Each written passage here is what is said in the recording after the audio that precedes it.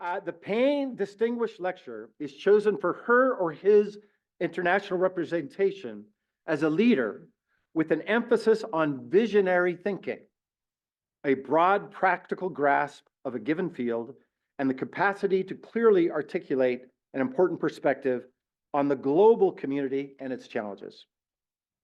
Past recipients have included former Deputy Secretary General of NATO, Rose Gottemoeller, who is still with us, by the way, at the Center for International Security and Cooperation, one of the 8 centers we have here at FSI, as well as Ambassador Earthring Cousin, Ambassador Nicholas Burns, our current ambassador in China, former General Ambassador Carl Eikenberry, Bill Gates, FBI Director Bob Mueller, Secretary of Defense Ash Carter, Senator Russ Feingold, and Brett McGurk, who was with us for a while and is currently President Biden's chief advisor on the Middle East.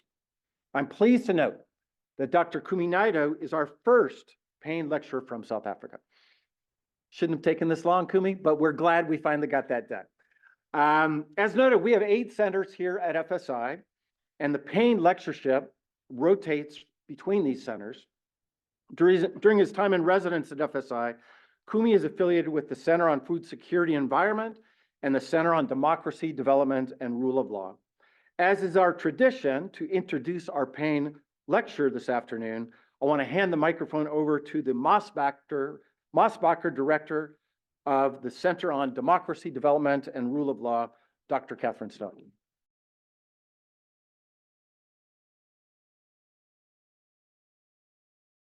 It's my pleasure to be the Mosbacher Director of the Center on Democracy, Development, and the Rule of Law, as Michael said, and a senior fellow here at the Freeman Spogli Institute.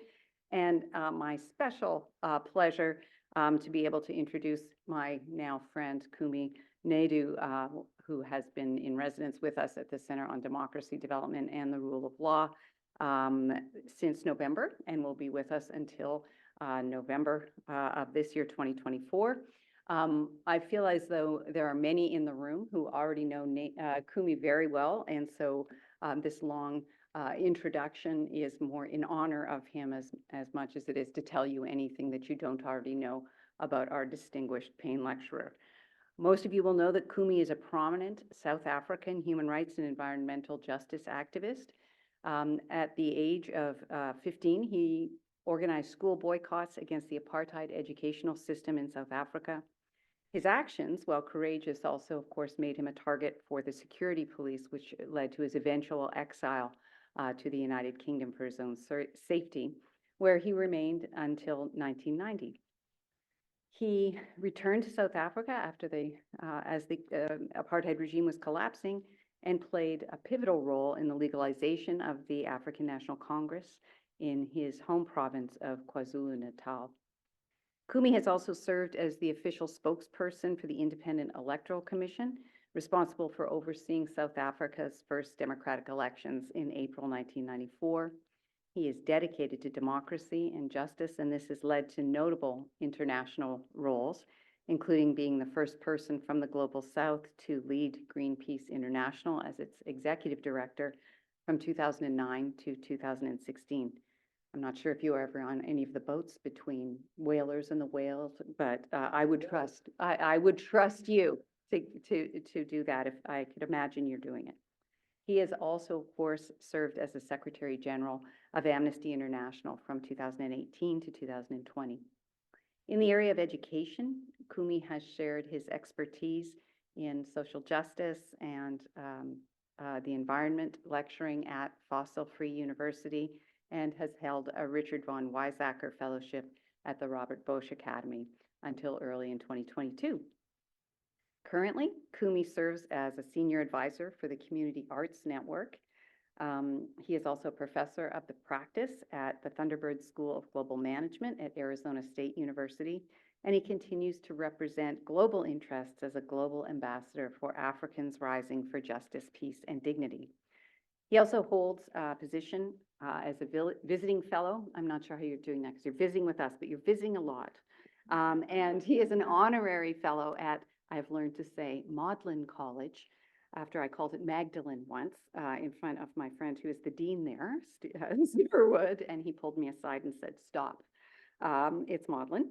In a testament to his family's commitment to positive change, many of you will know that he, with his wife, Louisa Zonda, have established the Ricky Rick Foundation for the promotion of Artivism, and that's part of the work that he's doing here in his time at Stanford.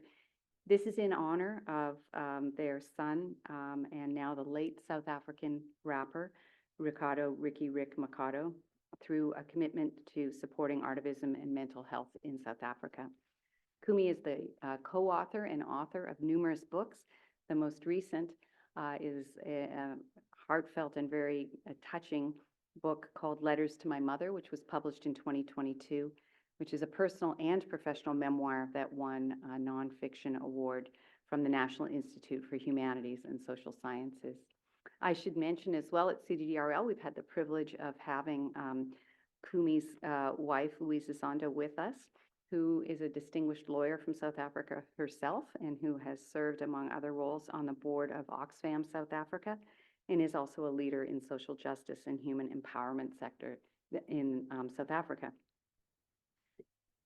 Our distinguished Payne lecturer, Kumi Naidoo, is a lifelong environmental and human rights activist, and he will speak today on creative maladjustment, not my own maladjustment, and the climate crisis. So Kumi, welcome and many thanks for doing this. And thanks to all of you for braving the rain.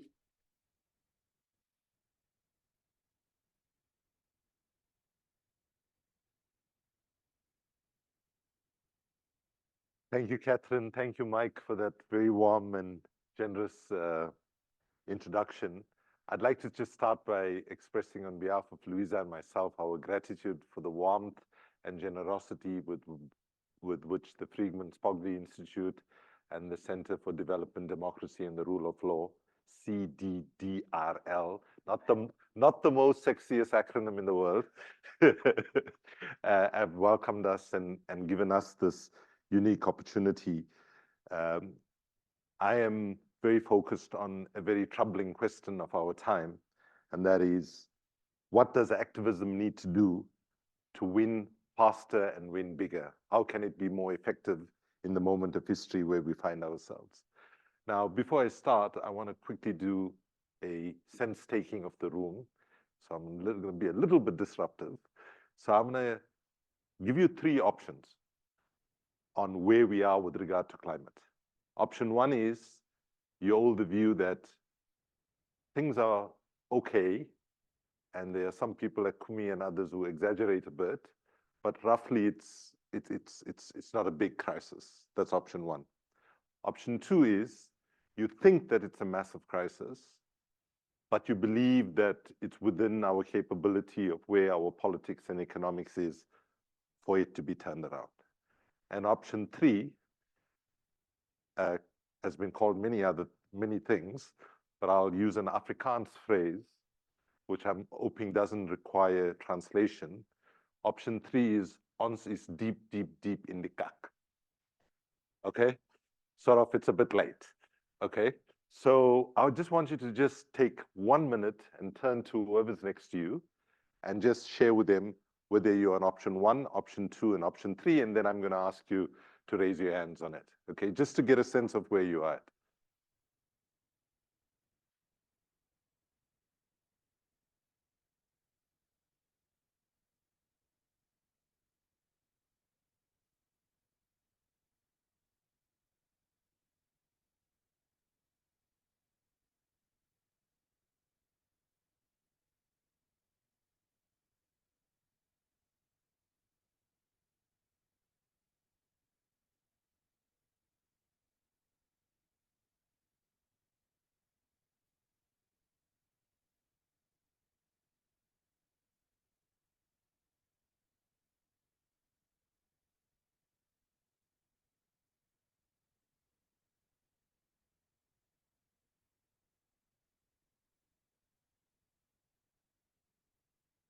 Okay, so just a quick show of hands. How many of you think that no reason to panic option one? Please raise your hand. Okay, nobody. By the way, I should tell you, this is normally the result I get in most places I go to these days. Option 2, the window of opportunity is there, closing fast, but we still can turn things around. Option 2, keep it up straight. 2.5. Okay, you can go 2.5. Okay, option 3. Wow. Wow. So I need to start why I needed to take this temperature. Let me say the first profound thing that I hope is profound to you. And that is the moment of history that we find ourselves in is one in which pessimism is a luxury we simply cannot afford. And the pessimism that flows from our analysis, our observation, and our lived experiences can, must, and should be overcome by the optimism of our thought, our action, our creativity, and our courage. So I want to ask you not to clap because, you know, I've got 30 minutes and my speech is 35 minutes. So I have to try to maximize the time. So let me just refer to Catherine's reference to being involved as a 15-year-old and say to you that quite honestly, I am much more nervous today when I get up in front of any audience than I was as a 15-year-old.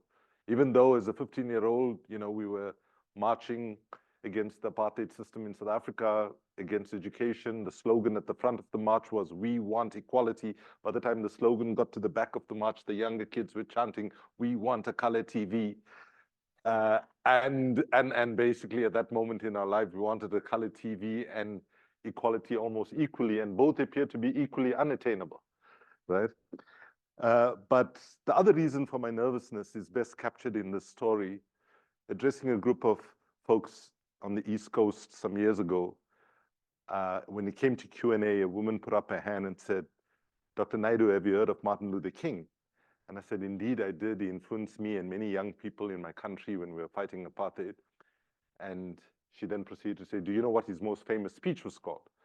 Thinking it was a trick question, I said, "I have a dream." And she shouted back at me. She said, "Yes, it was I have a dream, but when I hear you speak, it sounds like you have a bloody nightmare. The oceans are rising, the forests are disappearing, inequality is deepening, conflict is on the rise, and so on." Herein lies the key leadership challenge of the moment of history where we find ourselves in. How do we find the right balance to speak truth to power, not sanitize the fact that humanity is in a deep crisis, but also to do it in a way that motivates, encourages, inspires, and does not immobilize people? And in this, I have found wisdom and inspiration from the words of Martin Luther King, which I want to share with you, which has to do about not accepting the status quo and embracing this idea of creative maladjustment. Modern psychology has a word that is probably used more than any other word in psychology. It is the word maladjusted. It is the ringing cry of modern child psychology, maladjusted. Now, of course, we all want to live the well-adjusted life in order to avoid neurotic and schizophrenic personalities. As I move toward my conclusion, I would like to say to you today, in a very honest manner, that there are some things in our society and some things in our world which I'm proud to be maladjusted. And I call upon all men of goodwill to be maladjusted to these things until the good society is realized. I must honestly say to you that I never intend to adjust myself through racial segregation and discrimination. I never intend to adjust myself to religious bigotry. I never intend to adjust myself to economic conditions that will take necessities from the many to give luxuries to the few, leave millions of God's children smothering in an airtight cage of poverty in the midst of an affluent society. In a longer version of the speech, he says, "I now call upon decent men and women from around the world to come together to set up a new international organization, which has never formed, to be known as the International Association for the Advancement of Creative Maladjustment." And This is my point of departure today, that the moment where we find ourselves, incremental tinkering with our political, environmental, social, and economic systems won't get us the wins we need to survive as a species. We cannot afford merely to patch up the cracks. We need to redesign much of the current system that we have, whether it be economics, whether it be energy, whether it be transport. And the notion of creative maladjustment is a clarion call, a refusal to adjust to a broken status quo, and a commitment to creatively challenging and transforming it. Creative maladjustment calls for us to look at ways of ingeniously navigating oppressive societal norms and ultimately seeking to break free of them. Now, I'm of a school of thought where it's not good to engage in premature triumphalism. And I was very informed as a young activist by the words of Amilcar Cabral, the leader of the anti-colonial movement in West Africa from a small country called Guinea-Bissau, where he said, tell no lies and claim no easy victories. So while I say that this is not a moment for pessimism, this is, though, a moment for brutal honesty. If those words of Martin Luther King were relevant in the mid-60s, it is even more relevant today, 1,000 times over. Not just to the US, but the world over. We are thus challenged to refuse to be maladjusted to a world that accepts the scale of injustice, suffering, inequality, and environmental degradation that we actually have. MLK also evokes the words in the same speech of President Eisenhower, which was spoken in 1961 as part of his farewell as president when he cautioned against the dominance of the military-industrial complex. And I quote, "In the councils of government, we must guard against the acquisition of unwarranted influence, whether sought or unsought, by the military-industrial complex. The potential for the disastrous rise of misplaced power exists and will persist," unquote. This warning, of course, was not heeded, and the consequence of that failure is very, very much with us today. And while we focus on the military-industrial complex, it's worth also just name-checking that today we have sectors of society with far too much power. We have a banking industry who we are told are too big to fail and too powerful to jail. Many people in different parts of the world call bankers now banksters, with the reference to the commonality with gangsters. And the other grouping, which I will return to, is the CEOs and the leadership of the fossil fuel industry. Nimo Bassi, a prominent Nigerian environmental activist, poet, and writer, makes a connection to fossil fuels and war. And he says, the true environmental impact of war is impossible to quantify because it affects a staggering array of sectors and every aspect of human well-being. Wars kill people, extinguish biodiversity, and destroy the infrastructure that could otherwise provide safeguards in the face of extreme weather events. Warfare is an act of climate denial. But for a more hidden report, but very powerful, go to 2002 when President Bush commissioned the RAND Corporation on a commission from the CIA, looked at future trends in terms of conflict and concluded that in the coming decades, in 2002, in the coming decades, the biggest threat to peace, security, and stability will not come from terrorism, will not come from conventional threats, but will come from the impacts of climate change.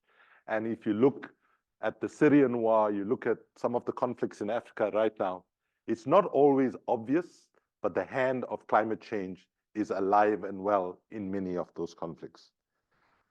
So within this context, we have to recognize that we are dealing with a particular unique moment in history where we've seen a convergence of multiple crises. Some have called it perfect storm, boiling point, polycrisis. And importantly, both the global financial crisis in 2008, 2009, and COVID could have been moments where we could have learned a lot. But unfortunately, I want to just quickly take you here. What we saw is the approach of those in power was all about system recovery, system protection, and system maintenance. When what was needed in 2008, 2009, and what is urgently needed now post-COVID is system innovation, system transformation, and system redesign. I put this photograph more because of be sure to wash your hands and all will be well reference. But far too often, our leadership sanitizes how deep the crises are in, and we run the risk of not following what the IPCC asked us to do in 2018. So just a quick test. And if you don't know the answer to it, it's failure. Like people like myself, it's not your failure. So feel very honest to answer this question openly. So if I say 1.5 degrees, does that mean anything to you? Please raise your hands if it does, firstly. Okay, of the people who got their hands, keep your hands up.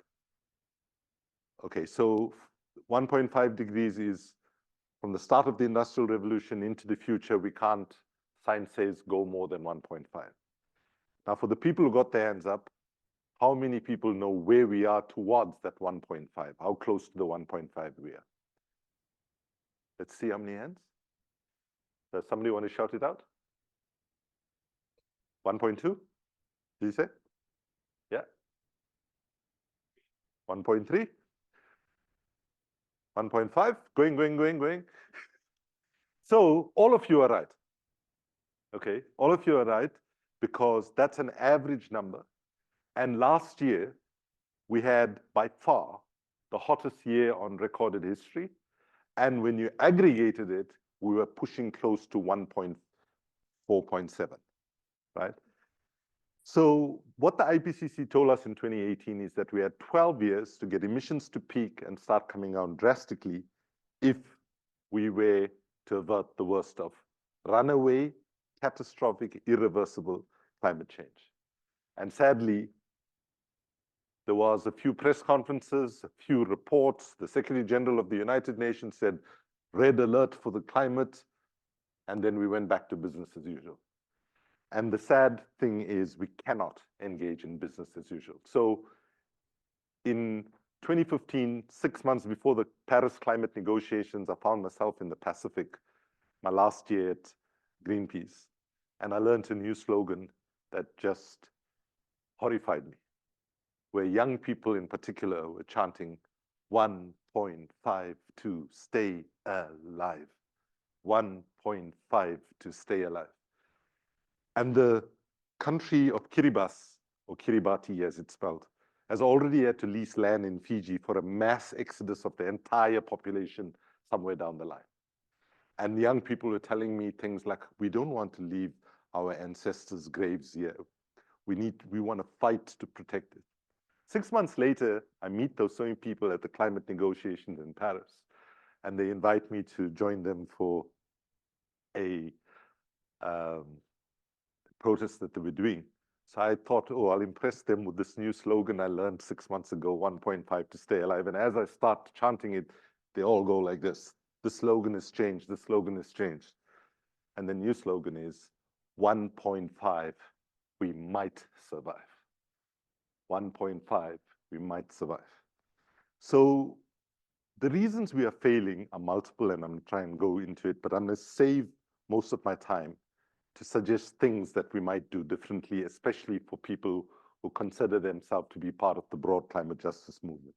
But we must recognize that the very forum that we have for negotiating a deal, what is known as COP, Conference of the Parties to the United Nations Framework Convention on Climate Change, is deeply flawed. I want to give you a statistic. The largest delegation to any climate negotiations is not any country, but it is fossil fuel lobbyists. Now, let me give you the figures for the last 3 years, just to give you a sense. In Glasgow in 2021, there were 503, much bigger than the UK government delegation, for example. In Sharm el-Sheikh, Egypt, 2022, 636 delegates. And in the most recent one, in Dubai, 2,400 delegates. So just try to imagine that. That is like Alcoholics Anonymous organizing a global conference, and the largest delegation to the conference is the alcohol industry, right? And to even add insult to injury, the chair of the conference that just took place is the CEO of one of the dirtiest and largest oil companies in the Middle East. But we don't have a choice. Flawed as the climate negotiating forum is, we have to stick it out. And the signs are all over the world. And you know, one of the questions people often ask is it too late? And the answer to that question from the bottom of my heart is depending for who, right? Depending for who. Because our city, where Louise and I come from, Durban, South Africa, in April 2022, in 2 days, we lost 500 people like that. Billions in infrastructure loss, which has up to today have not been been taken care of. And what we are seeing disproportionately in the global south, but also in the north, we are seeing lives being taken now as a result of climate change. And what the science says to us is it's going to get intensively worse, but it doesn't tell us exactly, you know, if you go from 1.3 to 1.4, it's going to get worse by 10%. It just says it's going to get worse. And the question is, when do we reach that point of no return? So within this context, I wanted to just look a little bit at where the world of activism has been and how it has changed. Now, I want to say one thing very strongly, right? It's really difficult for me to make critical comments about the state of activism because I've been one of the biggest cheerleaders for activism. But what I'm saying is, if we are brutally honest with ourselves and we say enough BS, we have to be brutally honest with what we're getting right and what we're not getting right so that we can adapt and make the changes that we need to. But if you look at some of the trends, and I'm just looking at recent activism from the fall of the Berlin Wall. When the Berlin Wall came down, you know, there was a hell of a lot of optimism.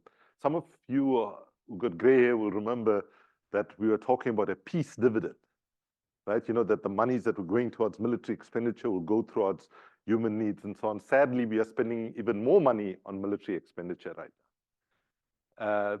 We had academics talking about a globalist associational revolution, which was this explosion of new formations of civil society and a power shift, which was saying that citizens were going to have significantly more voice and that democracy will not be reduced to the singular act of casting a ballot once every 4 or 5 years.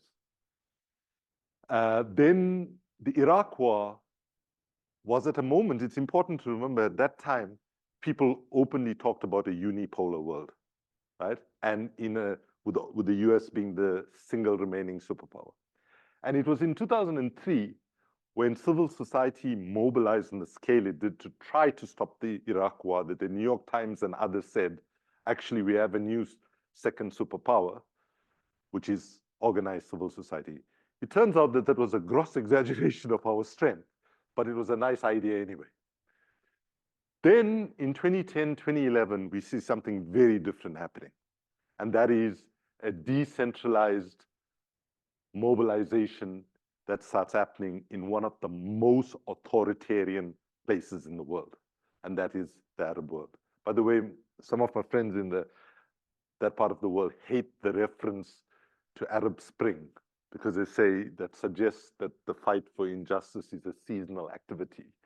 And they like to say that actually we were standing up against authoritarianism of its worst kind.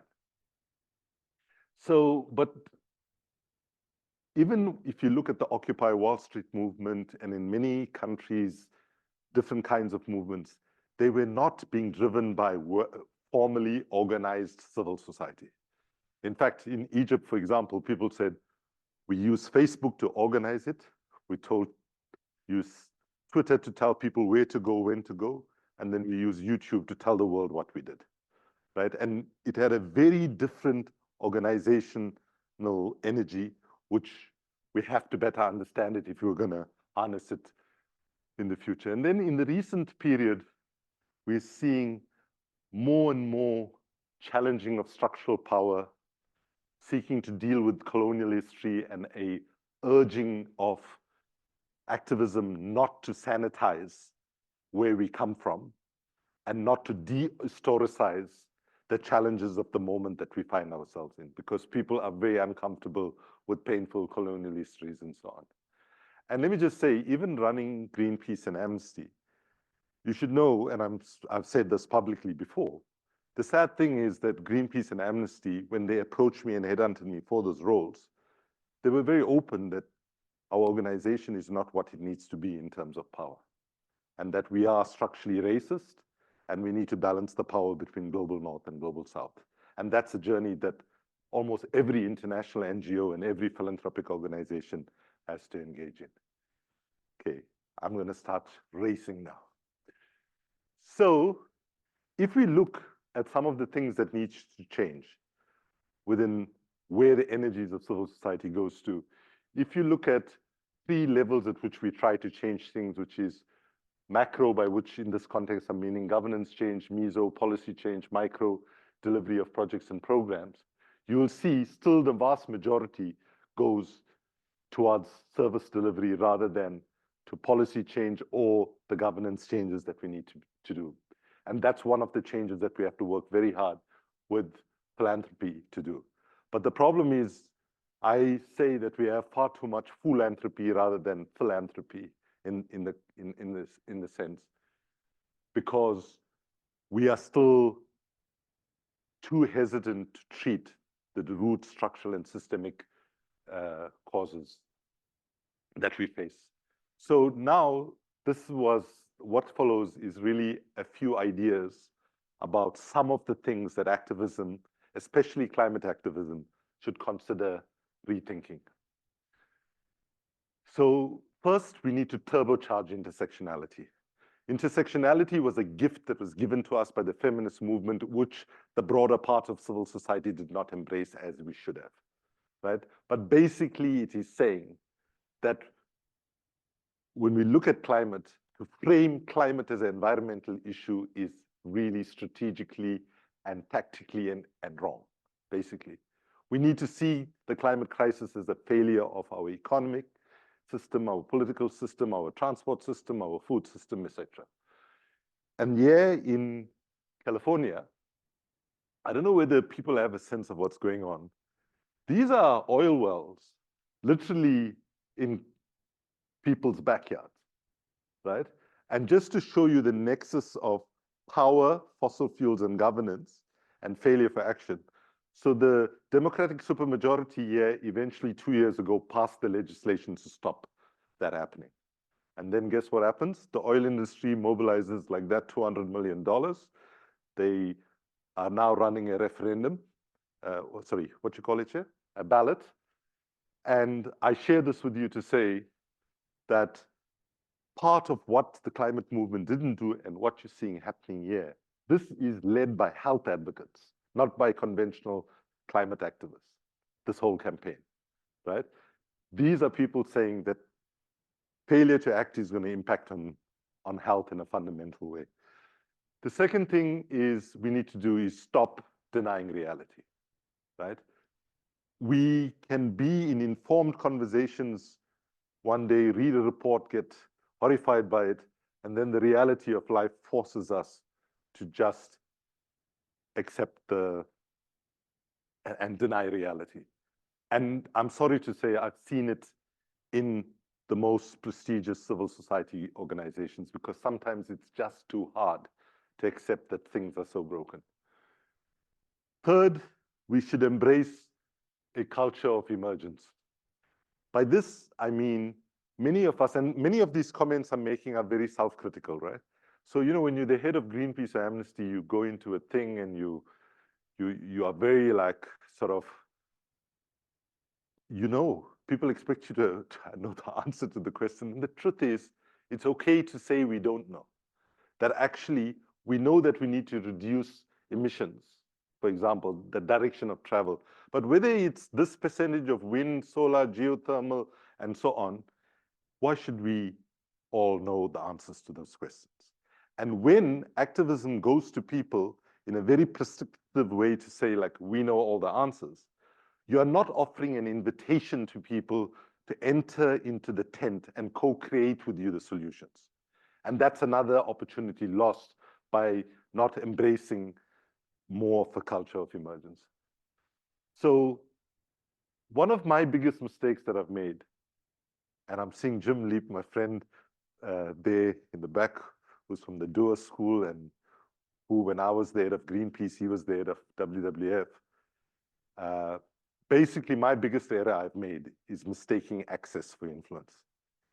And Jim, I don't know whether you agree with this, but there are so many meetings we went into. We knew, whether we met a head of state, a minister, head of UN agency, I knew what they're going to say, they knew what I was going to say, right? I knew where we'd land at the end of the meeting, they knew where we'd land. And they ticked off a box saying civil society consulted, and we ticked off a box saying government lobbied on. Our donors were happy.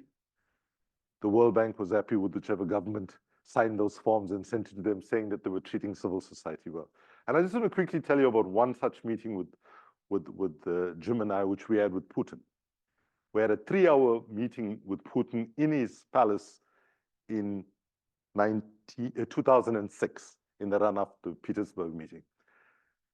We were talking about it earlier. It's so unbelievable that that meeting even happened, right? And we went in there. I'll tell you, I chaired the meeting because we tried to pull the meeting away from him. So I chaired it, and the head of Greenpeace was Gert Leipold, and so I just introduced folks and said, okay, we're focusing on climate change as number one. So Gert and Jim will lead. Unfortunately, I should have asked Jim to lead because Gert's first comments were, President Putin, you said to us that we should make specific proposals. So my first proposal is that your current senior environment minister is ignorant, incompetent, doesn't understand the science. You should fire him immediately, and we can help you find good people for the job. Right? We thought the meeting would be over, but it went on for 3 hours. In the end, we ended it. But the moment we stepped out of there was 250 media who we were not told were waiting for us, all Russian media. And it was all about a communications strategy on his part, and sadly to see how things have got worse and worse. So I'm not taking the position of saying that we should not engage in what Fridays for the Future calls handshake activism, but it's about getting the proportionality right. And if I'm brutally honest, we have not got the gaze right. We have gazed far too much at those with power, appealing to them to do the right thing, when we should have been getting the gaze to be more focused on people so that people could make the changes and build power to make the changes that they need to. One of the things that has become very clear is that we're dealing also with the challenge of eco-anxiety or climate anxiety. And we run the risk of disaster if we do not start understanding that with climate change and with the associated injustice is coming a massive mental health problem, and activism must address it. And we address it at our panel. Then, yeah, I will have to say that you have to accept in this country, the United States, that Steve Bannon is more brilliant a communicator than most folks in different parts of the political establishment. I know it's painful to hear, but what will also surprise you is that one of his inspirations is an Italian socialist called Antonio Gramsci, right? And Gramsci's strategy was exactly what Bannon used for the micro-targeting of Facebook. Basically, where if you want to have hegemony in society, you must respect every different cultural subcomponent, and you need to have ways of engaging with each one of them. And the reality is we have not done that. Most of, especially in climate activism, all our discourse and all is aimed at the head, right? Facts, figures, 1.5 degrees, 350 parts per million, and it's way over people's heads. And Catherine, you asked if I occupied an oil rig. So I did a couple times, but in 2011, I did it for the first time. And while I was bombing, on the little inflatable, I had this horrible thought when I looked at the banner that I was carrying. It said, "Stop Arctic Destruction." And I realized that if I kicked it there that day, my close friends, family, and so on, just wouldn't know what that meant. In fact, my brother went on national television. My brother is highly educated and so on. He goes on national television and they ask him, so why is Kumi in prison in Greenland now? And he says, you know what, I must be honest with you, I really don't have a clue. All I know is that it must be really important because he can't swim to save his backside. And if he went and did that action, it must be really important, right? And so we must, so I'm not saying we need to do what the fascists of the world are doing today, where they are ignoring facts, right? And weaponizing everything and shooting everything to the heart. There is no reason why we can't hold true to facts, be able to present it in a more creative and accessible way. So my last appeal to you is commit to creative maladjustment. Can I just say though, the biggest problem we have is our communications deficit at 2 levels. One, the communications environment is hostile towards us, right, in terms of who controls media and so on. But even if we had better access to the media, the way we communicate, with exceptions, is largely not as enabling as we need to do. And yeah, if I were to pose this very same question of myself, is, am I insane by this definition? And I ask you to think about it and think about the lives journeys that you have traveled. I think many of us, if we were brutally honest, would conclude that in fact we meet this definition of insanity, even though we might have done it in completely good faith. So I want to conclude by saying that one of the biggest errors that I think that we have experienced is that those of us who lead and drive movements, our starting point is our people are marginalized, excluded, oppressed, repressed, and so on. And that sometimes leads us to a fatal error. And that error is that we imagine that people have much less agency than they still have, notwithstanding all of that. And so this year was an attempt that I was making to try to get people to have a sense that there are multiple ways in which people can participate to make a difference. And part of that is redefining the idea of what is an activist. Right? So I just want to quickly give you 1 or 2 examples and conclude. So on the first, harnessing our autonomy, you start reading everything from the center. Remind ourselves that people have power as litigators. Right now, there are 400 court cases, climate justice court cases going on, including here in the US. And some of you might know, even in the so-called deep red state of Wyoming, some young people have just won quite an important legal victory that happened 2 months ago. Then if I can, I'll just take one example from each quadrant. On this one, people have power as custodians of ancient wisdom, shapers of values, ethics, and beliefs, and makers of culture and all forms of art. And yeah, I have to say that we have to harness the power of music, dance, theater, movies, and so on. And I just thought I'm going to end with a story in a sec, which just gives you an example of a really positive thing. And then on harnessing our wealth, I would say, yeah, people have more power than we think. And following the money is probably going to be one of the best strategies to align how fast we can turn things around. We do not have time anymore to go and campaign against every single fossil fuel industry and every company that's doing things that take us closer to the climate cliff. We have to be following the money and shutting the flow of capital at source. So I want to end with this quick story on Earth Day coming up in a couple months. There's one initiative that some of us have been working on with the UN Live Museum of the United Nations. And it's a project that's called Sounds Right. Sounds Right is just a very simple idea of looking at the 2 billion plus people who receive the music through live streams like Spotify.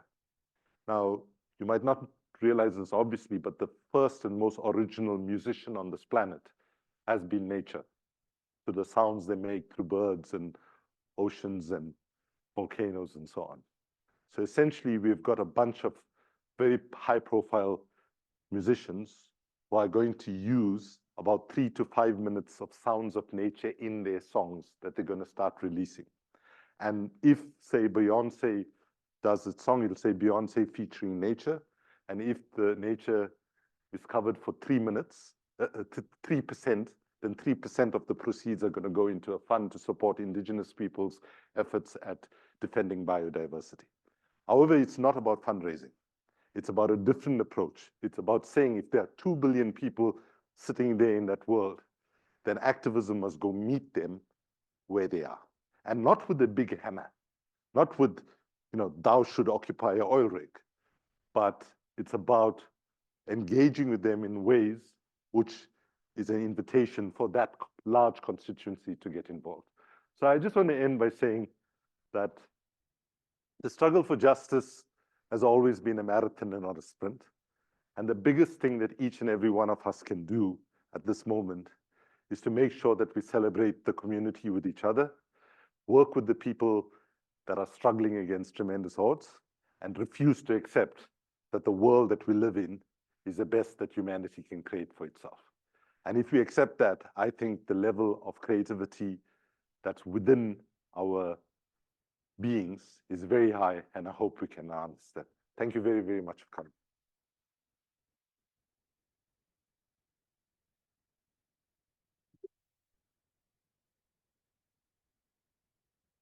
So Kumi, that was fantastic. I have 17,000 questions because you covered a lot of territory.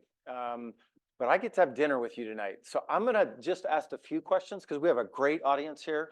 And I know we have an audience online. Can they ask questions or not? Nope. It's all for you. So let me just start with a couple, and they're more going to be about you. And then I want to open it up and people can take us in whatever direction, because this is a big framework that you've laid out. The first thing as I was listening to you, because I met you when you were an activist, by the way, back at Oxford a long time ago. And you've been in different kinds of movements, right? Talk a little bit about that. And here I'm trying to get at the diagnoses that you use the word failure quite a bit in your talk today. I was struck by that. I'm not so sure I agree with that. I'm gonna get to that in a minute when we get to your most recent chapter. But help us compare and contrast, fighting apartheid versus, let's just take three, because you've done a lot of things. Let's take apartheid, Greenpeace, Amnesty International. And I'm curious, when you look at these, I mean, apartheid, compare the ends that you're trying to achieve, the diagnostics of the problem and the means that you get there. I should have said that. Diagnostics first, ends that you want to achieve, and then means to getting there. Because when I think about it superficially, listening to you talk, you could say, well, the diagnostics were clear. Apartheid, that was something you could see, and you saw it personally. I want to get to that when we compare it to the current moment on climate. The end game, that was actually a little more contested, right? Some wanted a big revolution, others just wanted to transition to democracy. Was that part of the problem, right? Because when I'm hearing your talk here, I hear revolution embedded below it. Is that what it really takes? And if there's confusion about the ends, does that then make it hard to get from the means to mobilize? So just spend a little time talking about your own journey through these different moments of activism. So in some ways, the anti-apartheid movement was the easiest. It was kind of black and white. Literally. Right? But it never was that simple because it was exactly what were we fighting for. Because some people saw it mainly for everybody to have the right to vote, what was called national democracy, whereas others felt that that was meaningless without a significant transformation of the economy. And what we got was the first bit of it, Right. right? Where basically we got everybody having the right to vote, Mandela playing a really important role in holding us together so that we wouldn't break out into the bloodbath that many people anticipated. But what didn't change was the fundamentals of economic power did not change. And then sadly, what we saw was a handful of the Black elite who were around the ANC. They saw the gap and they said, we'll take it for ourselves. And so today, I hate to say this, but this movement of Mandela that many of us gave our lives to, today looks more and more like a criminal enterprise than a legitimate political party. In fact, one of the things that's actually given them legitimacy in some quarters in the world right now has been this International Criminal Court of Justice case, right? You know, it's like the first time they stopped worrying about corruption and worried about something else. And so we have elections coming soon, and it is probable that for the first time, the ANC will not have a 50% majority. But when we look at Greenpeace and Amnesty, I mean, the agendas are so like clear we have to act on it, right? But who asks for change is an issue that we ignored for far too long, right? Right. And so, for example, if you look, let me give you a quick horror story and then I stay quiet, right? So when I joined Greenpeace, I go for my first global decision meeting, and I discover China has one vote, Luxembourg has one. Anybody knows where Luxembourg is?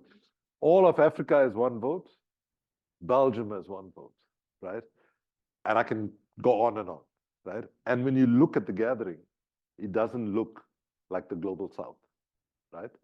So let me just end on that when we look at some of these issues that are transnational as opposed to the apartheid situation, we have a much more serious problem. Right. Right. And, you know, the term global south, global north has only got currency in the last decade, right?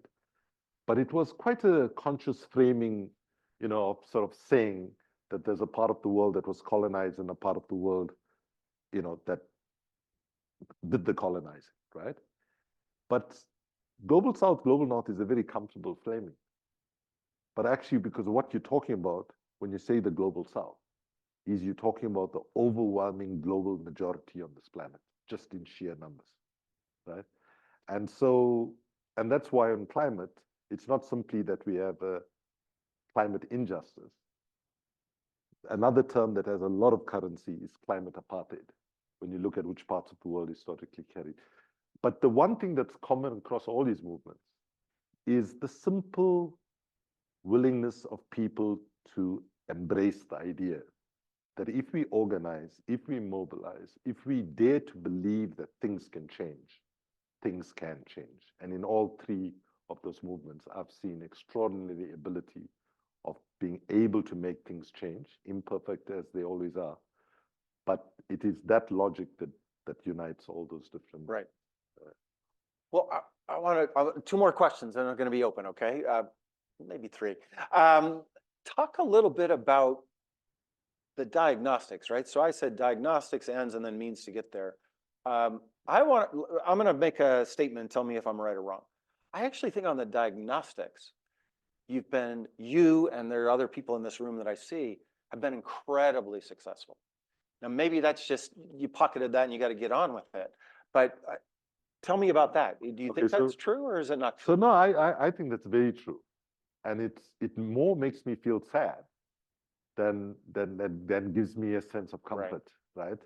Because some of these diagnostics on climate was 20, 30 years ago. I'm looking at Marion Manilov there, for example, at the back, who I've known, who's been around even longer than I've been. Some of the diagnostic We knew. We knew. And it is our constant cognitive dissonance where we say, it's a problem, but it's just. So, when we went to Copenhagen in 2009, I had just started. I was there too, by the way. Yeah, I know. For different reasons, but Different we just happened to be in the same building. Yeah, I was working on the New START treaty, but at the same meeting. And we went there saying we want a fab deal, right? Not a fabulous deal, but a fair, ambitious, and binding deal. And what we got was a flab deal, full of loopholes and BS, right? And so then, from Copenhagen till Paris, all we were doing was fighting to get the train back on the tracks of negotiations, right? Each year we got something small moving forward and so on. And okay, just from the bottom of your heart, if I ask the question, how many of you think that Paris was a success? Paris climate negotiation was a success? Please raise your hands. Yeah, so, and I would also say that it was a success at one level. But in terms of what it needed to deliver, here's a shocker. Do you know the term fossil fuels? The first time it appears in any declaration of the climate negotiations only in Glasgow in 2021. That's how effective the lobby is, right? So yes, we get the diagnostic right, but we don't have the power to push the agenda forward. And partly, we are scared to tackle one of the biggest elephants in the room, and that is consumption, right? We lie to ourselves when we go to the developing world and say, oh, we're going to develop you, and you're going to have not as much as we have, but you're going to have quite a lot of what we have. Basically, if we were to deliver the economic consumption patterns that we have in North America and Western Europe, say, to everybody in the world, WWF told us more than 15 years ago that we'd need between 5 and 8 planets, okay? So therefore, we are talking about mindset changes on a scale that we can't even contemplate right now, right? And so I would just humbly conclude by saying, if anybody thinks that COVID was the worst disease you lived through, I want to say to you, the worst disease we face as humanity is a disease we could call affluenza. And affluenza is a pathological illness where rich and poor alike have been led to believe that the most important thing to give you a decent, meaningful life is more and more and more material acquisitions. And that's what we're up against. Great. So I have 2 more questions, and then we're going to open it up. So I know I just violated what I said, but I want to ask 2 more. On strategies, that middle ground, right? If I'm hearing you correctly, and I love the point of, I'm forgetting, you've got such a clever play with words, but this notion of like, meeting with the Putin, and he checks the box that he met with you, and you check the box that you met with him, your donors are happy, he has a press conference, that really resonated with me, thinking about a lot of issues that I know better than the one we're talking about today. How many times have you been to Davos? Too many. Okay. I actually have a pin. Like after you're there for 10 years, they embarrassingly invite you to an event and they give you a pin for being there for 10 years. I should tell you though, I'm glad you asked about Davos. There is nothing more horrible than I've had to do in my professional life as attending Davos. Well, because for a week, you walk around in a place where people walk around as if they own the planet, and they do. If they didn't, but on a lighter note, I should tell you that I almost had one victory at Davos when I followed President Clinton into the men's toilet.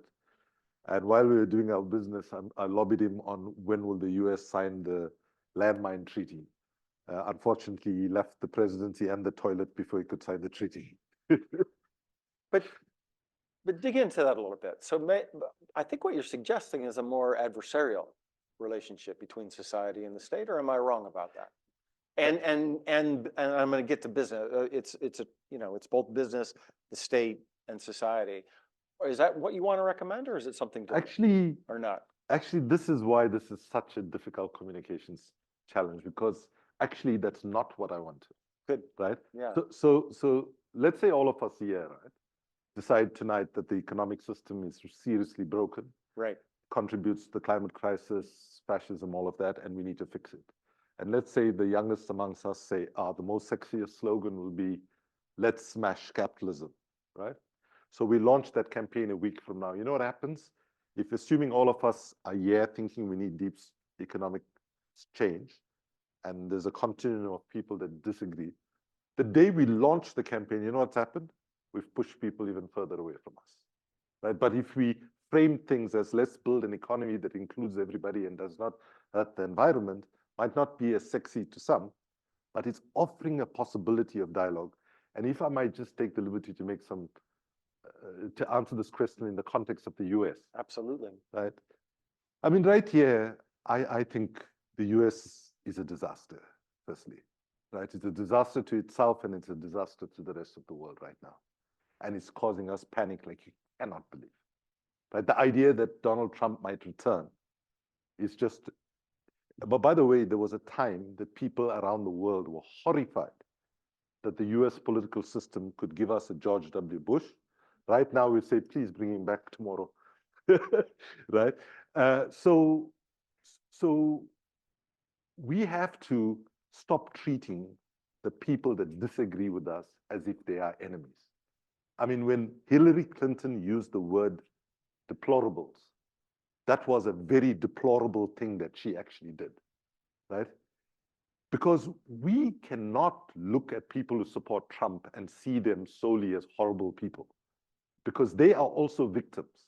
And unless we can understand that you got a media system here that is so fundamentally broken, if you grow up in a household where you've been watching just Fox News and now Newsmax and right-wing talk radio, why would you not actually think that this election was stolen, that the Democrats are doing crazy things in pizza parlors or whatever the story was, and so on?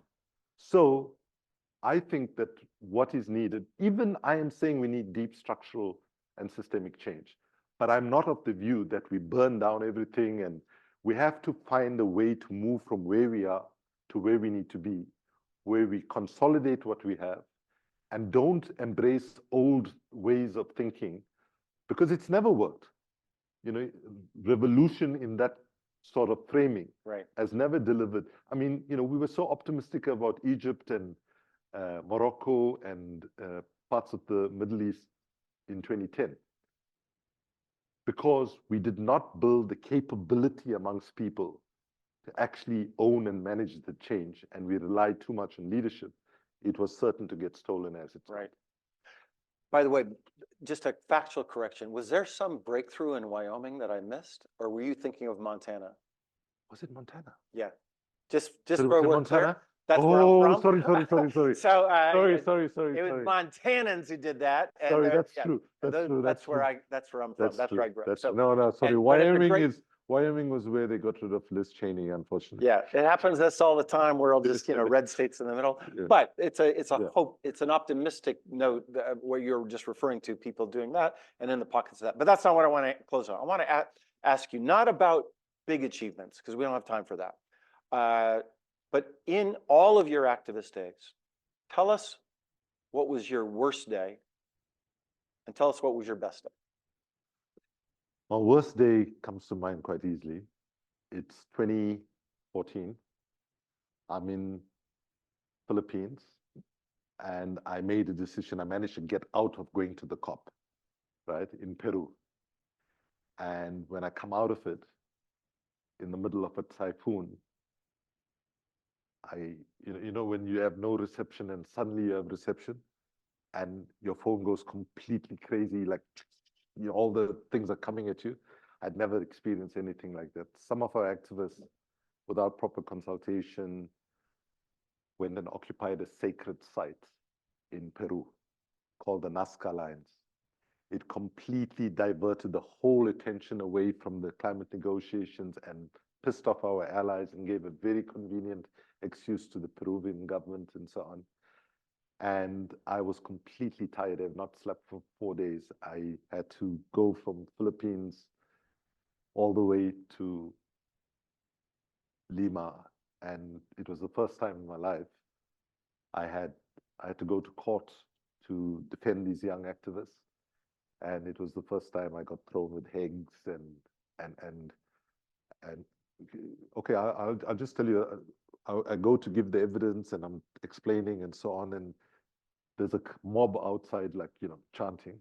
And I say to my colleagues, because we're translating from English to Spanish, so I say to my colleague, what are they chanting? He says, no, they're saying protect the Nazca lines. But I was hearing something different. So in one of the breaks, I go and listen, and they were saying, Kumi, fuck you, Kumi, hate you, right? But what it was not what I went through personally, though I cried, just to see how we had messed up. Right. But it was about Peruvian activists could never go to Germany and go occupy a sacred church there. It would just never be considered. But it's so easy for activists from Europe, sometimes, or North America, to go into southern places and believe that they own the place and they can do what they want. So that's the negative side. On the positive side, just one day, because we've got to get to questions. I have to say it was probably the day the election results were declared in South Africa, because I, for my sins, ended up in the first democratic elections playing the role as the official spokesperson, and I was announcing the results on television and so on. And so, it meant I never slept for days. And so I go to bed this night, not knowing whether the results will be announced. And the results were announced, plus the cabinet had been appointed. And a very militant member of the ANC called Mac Mirage, who had spent time in prison, exile, and so on, had just been appointed Minister of Transport. And I didn't know that. And Mandela used to say about Mac Mirage, he's one guy I'd ever want to debate him. Right? He had a terribly strong intellect. So I put the TV on, and I always, like, when he spoke, he said, we call for structural and systemic change and justice and so on. I put the TV on, and he said, I call upon the people of South Africa to use seatbelts. I was like, what? And I kind of just remember that moment when I figured it out, that I knew my country had changed, where this guy was calling for revolution and so on. Suddenly we're just asking people to wear seatbelts. That's a great story. So we have some time for questions. Because we're on Zoom, we need you to go to the microphones so we can capture on camera. And all I ask is that you just introduce yourself and ask a question.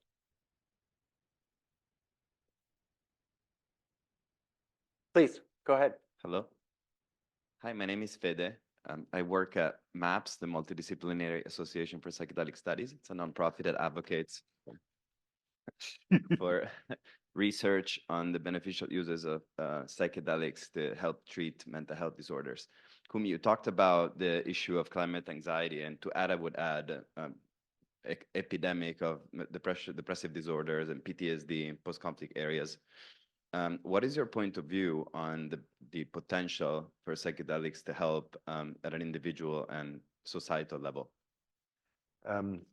I strongly support a thoughtful and rigorous exploration of the use of psychedelics. My wife and I benefited recently from the use of MDMA in a controlled setting with a psychologist that helped us recover a horrific traumatic event that happened 25 plus years ago. I welcome the fact that the FDA might legalize its use for PTSD with veterans. I follow that. And I just think there's far too much of interference on the part of politicians in trying to make these decisions, that we should try to make sure that these things are science-led, medical-led, and so on. But I also think we have to take care to make sure that the way we roll this out is done with proper support, with medical guidance, and so on. And I think that given the scale of the problems that we are already facing, and it's going to get worse, that something that has helped people on, and studies have shown on a significant scale, even though it might not meet certain thresholds yet, I would like to see more and more studies being done to confirm that, because my own personal view is that this has to be part of the solution moving forward in terms of addressing mental health. And specifically, I would like to say that the use of traditional plant medicine that colonialism wiped out must also be looked at, and looking at indigenous ways of healing and so on. Because I would conclude by saying one of the worst things that colonialism did was breaking down indigenous knowledge systems, including the knowledge systems around healing. Great. Please.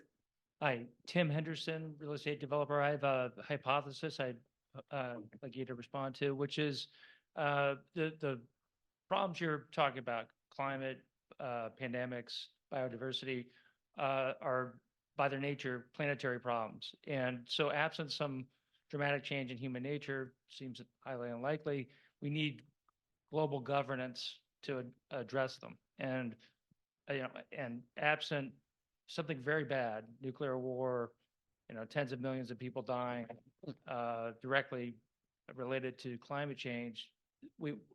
So how do we get to global, one, am I right about global governance? Two, how do we actually get to global governance politically without having a massive disaster first? So global governance suffers from 4 deficits at the moment, right? A democratic deficit, a compliance deficit, a coherence deficit, and therefore ultimately a legitimacy deficit, right? So if we look at whether it's the World Bank and IMF, which is governed on a $1, one vote system, whether it is the UN Security Council, which is stuck in the geopolitics of 1945, makes absolutely no sense why, for example, Britain and France should have the veto power. In 1945, there were colonial hegemons controlling large amounts of the planet's population. But if you say just because they have nuclear weapons, therefore they should have a seat at the UN Security Council, then Israel, Pakistan, India, maybe North Korea and others should also have it. So we got a system that's broken.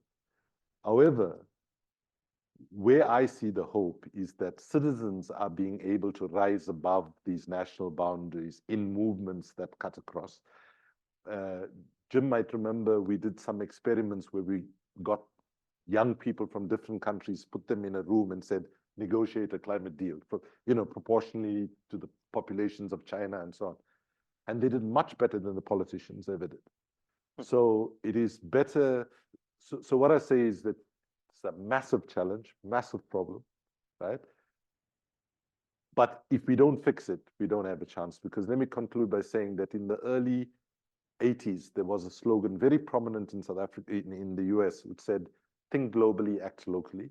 What was behind that slogan was, irrespective of what you were trying to do at the local level, you needed to understand how global discourse, global power, global institutions had an impact on what you could or could not do at the local level.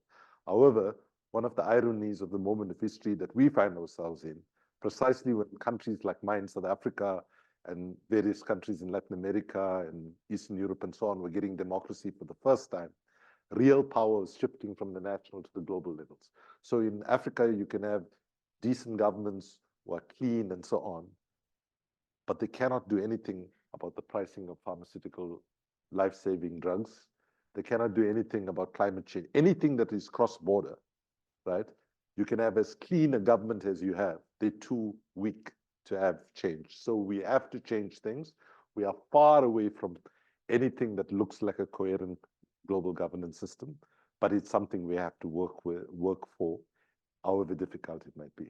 And I don't have the solution of how to get there, but I know that unless people are driving it, not governments, we won't even have the space to have the meaningful debate about what is needed. Steve. Yeah, Steve Pfeiffer, I'm affiliated with the Center for International Security and Cooperation. Kumi, I'd like you to take you back to October of 2022, when we were on this Bosch tour, a week in Germany, and we talked to German politicians at the local and the state and the federal level. They all, I think, would have said the number one problem that they face is climate change. They all thought they had done a lot. And I think they were genuine in their belief that they'd done a lot. And I think they also said that they'd done as much as was politically possible. And I think from my perspective, they had in fact done a lot, but in the subsequent conversations we had with you and others from the Global South, nowhere near enough. How do you break through that? With extreme difficulty is a short answer. So thank you, Steve, for that. I think right now, going to what you said earlier, Mike, we have won the argument. Today, there's very few people who, ironically, you have Donald Trump and a Well, few we have a others. few, yeah, Right. yeah, But millions of followers, but But- yeah, but- but it's But progress. basically, the vast majority of governmental opinion, national government opinion, is we've won the debate. We have to act on climate change, et cetera, et cetera. But what we didn't know when we were there in Germany was that this horrendous Russian invasion of Ukraine was about to happen, right?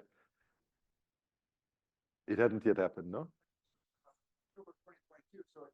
Oh, yes, of course, it had already happened, yeah. And what we saw already was priorities shifting and changing very, very quickly. And I think Germany really disappointed people in the Global South by how easy it was. It appeared for the country that was banging and saying everybody must move, to climate action, how easy it was. It's not fair to say easy, but how quickly they were able to pivot to, well, we need energy for our people. However we get it, given the reality with gas and so on from Russia, we're going to do it. So, but people in the Global South, maybe for no good apparent reason, appear to be endowed with a hell of a lot of patience and waiting for our brothers and sisters in the Global North to get with the program. And I think that we hold out the hope that that will happen quicker. Please. Hi, Kumi. Thank you for your talk. I'm a PhD student in the School of Sustainability. My question is, what words of guidance or wisdom do you have for current students who are studying various aspects of sustainability and grappling with what it means to be both a researcher and an activist? And so for future current students who are thinking about different models of future scholar activism, even when it includes asking questions within the institution that they're part of, what words of guidance do you have for this new generation who are thinking about different ways to navigate? Great question. Be bold, be creative, and recognize we have to push the boundaries of inquiry, including tackling questions that people might be scared to tackle. And let me give you one. If we are, as people here acknowledge, close to 1 point, we're at least at 1.2, 1.3 for sure, and then there is no way we're going to turn things around. And it's a very difficult thing that I'm about to say, because I'm going to be criticized by lots of people that I care about, care of their opinions. But there's no way we're going to be able to turn things around if we do not develop a just, transparent, equitable, intersectional carbon dioxide removal process, right? And there's very little research, content-wise, research being done on that and how that might actually happen. But I think, so there's one is on the content side of some of the nitty-gritty things, right? Then, for example, is staying on that side is questions such as where a PhD researcher is doing more technical sort of stuff, right? Like, for example, can we have a synthetic version produced of the batteries that run electric cars and cell phones and so on? By the way, that's happening and there's research being done. So those set of questions, there's gaps there for people to do. But the bigger set of questions is what I think you are asking about, which is what is the responsibility of a scientist who's socially engaged, and how do you bring that into trying to build a new kind of mindset changes and so on. And there, I think, I don't know the answer to it, but what I would say, I would strongly, strongly urge people like you to take it on, to explore it, and don't think that you have to answer the question on your own, right? find others to help you answer the question with. And if people like me are still around and can offer one small advice, I'd be happy to. So happy to speak to you afterwards in greater detail. Great. So we're out of time, but I think we should let those two people that have been standing there for a long please, time. Please. Why don't you We take both of the questions. Yeah, both take notes, and then we'll give Kumi the last word. Brief one, thank you. I'm a law student and a student here as well in the Master's in International Policy program, as well as a new parent thinking a lot about the future of humanity and the climate. And your slide on cognitive dissonance was very resonant to me. I'm curious, while keeping that framework of reality present, what brings you optimism and hope in this space? Great. And then please. I'm Marianne. I'm an organizer, and I actually had a similar question, so maybe it's one question. First of all, I want to say thank you for being willing to put your life on the line and go on hunger strike. I don't think everyone has lived that life, and anytime someone has done it, I think we should honor them for that act, and I honor you and Luisa and anyone else in the room who has taken that action.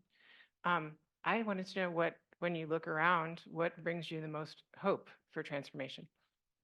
Great way to end. Thank you. Okay. Both. So I go back to where I started, right? That in this moment, pessimism is a luxury we simply cannot afford. Okay. And what gives me hope is young people like my sister from Tanzania, Justine from the US. I am seeing that young people are rising above the institutional constraints of what we confront, right? They are willing to dream and imagine much bigger change than my generation was able to, because as I've been told by young people in my life, when I say, based on my experience, you should do this. And then young people say, the problem with your generation is you're contaminated by bad experience and you're constantly pushing your bad experience on us. And so I'm taking a lot of, I don't want to romanticize it either, right? It's not without contradiction and without challenges. But if you look at Fridays for the Future and how that galvanized young people, okay, admittedly more in the global north than global south, even though it has taken off in the global south now, it's pretty inspiring. It kind of reminded me a little bit about being an anti-apartheid activist 15, but what they are talking about was much more complex. I mean, with us, you could see literally black and white what was happening. But the fact that there are so many young people that can speak with such eloquence and so on gives me a lot of hope. The second thing that gives me hope is the fact that we actually have the solutions for almost everything that we need to do, right? It's not rocket science. I mean, it's difficult. I'm not saying it's easy, but what we need to do is get off fossil fuels, rethink our agricultural system, rethink our transport system, all of these things, right? And I feel there's enough technical capability that exists on this planet right now that if it was deployed in an equitable way, we would be able to make solutions move fast. The third thing that gives me hope is what people are actually doing on the ground, right? And Marianne, I know your work, you're seeing some of these things, right? Where people are imagining quite significantly larger scale of change than we have seen in the past. And so I want to just confess, though, that question that I posed to you all, where some people said, number 2, meaning that it's tough, but we're going to sort it out. And many of you also said, it's too late. If I'm brutally honest with you, there are certain days when I wake up that I'm at number 2, and there's some days that I'm at number 3, right? I fluctuate. Well, that's, you said 2.5. But right now, the thing that keeps me going, and this might sound negative, but I hope it comes out in a positive way. When young people confront me, and they do, young people confront me and say, should we have kids? And I'm like, you can't ask me that question. It's your decision to make. And they say, no, but Isn't it not responsible? You know?